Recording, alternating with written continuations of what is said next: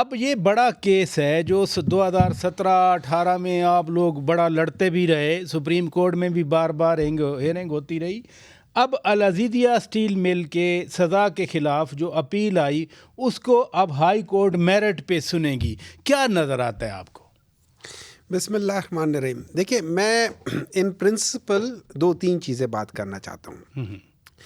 जैसे जब जुल्फ़िकार अली भुट्टो की जो जुडिशल मर्डर, जिसको हम लोगों ने एक्सेप्ट कर लिया कि वो जुडिशल मर्डर था, तो किसी ने तो उसका मर्डर किया है ना। उनको किसी ने सज़ा दी है। अब सज़ा का तयन होगा ना, अगर ये अगले हफ्ते वाकई सुना गया। सुने, उनको सज़ा होनी चाहिए। हाँ।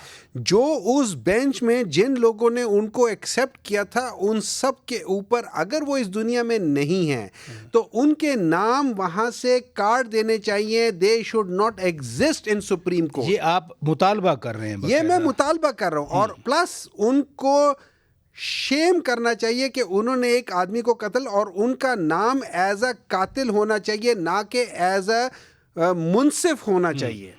अगर हम ये नहीं करेंगे तो इसी तरह लोग आके उल्टे सीधे डिसीजंस लेकर और फिर चले जाएंगे, चाहे वो किसी प्रेशर से थे, चाहे वो प्रेशर से नहीं थे। उन्होंने किसी का कत्ल किया है, उन्होंने गलत डिसीजन लिया है, they are all answerable for it. एक नंबर 2, अब आ जाते इन केसेस के ऊपर। इन केसेस के ऊपर हमने देखा था कि एक पूरी जीआईटी बनी थी, वो पता नहीं दुबई गई थी, वो इधर गई थी, वो उधर गई थी, कहाँ नहीं गई, हीरे ढूंढे गए, क्या ठीक है ना। उन्होंने टैक्स पेयर्स के पैसे पे ये सारा कुछ किया था। हाँ। या वो उस वक्त झूठ बोल रहे थे, हाँ। या नैब आज झूठ बोल रही है।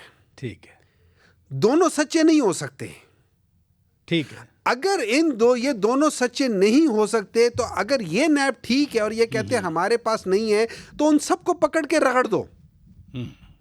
जब 2016 में और 17 में ये सब कुछ हुआ था, तो जो लोग उस वक्त मुलव्विस थे उनको पकड़ के वो सजा दो कि आइंदा किसी की हिम्मत ना हो कि किसी और के ऊपर इस किस्म के मुकदमे किसी की प्रेशर या किसी की वजह से लगाएं।